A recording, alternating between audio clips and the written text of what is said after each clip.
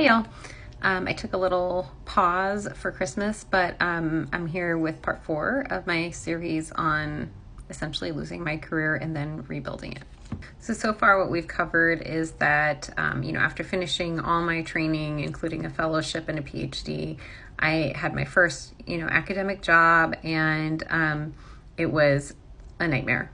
So in the last episode, I shared 2 really impactful statements that were made to me when I was really struggling. One was that this isn't my story, but it's the story, meaning that I'm not alone. And then the other was that I may have found myself in the wrong place, that wasn't the right fit for me, but that I would do well somewhere else. So then the question was, well, where is that somewhere else? What's my next move, knowing that I can't stay here? I interviewed at a few places, but really none of it went forward because either one, they would call the place that I was working at the time and hear unfavorable things and then talks would end, or there would be something about it that didn't seem right to me.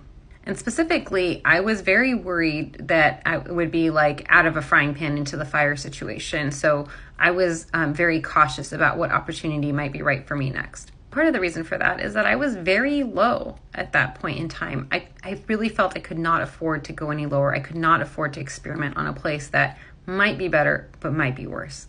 And that's when I made the decision that I was just going to move home. And home for me is the Bay Area in California.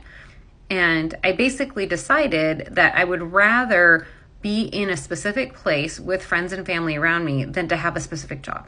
And I will be the first to admit that I was able to make that decision to take a big financial hit, not because I have any sort of generational wealth, but because I had a little bit of money saved up, number one. And number two, even though I was moving to a very expensive area, I had some close family who was willing to let me basically live in their house. Now, initially we thought it was going to be for a week or two while I found an apartment, but it ended up being about 6 months. That decision to prioritize my life over my career is actually what changed everything for the better. Stay tuned for the next part.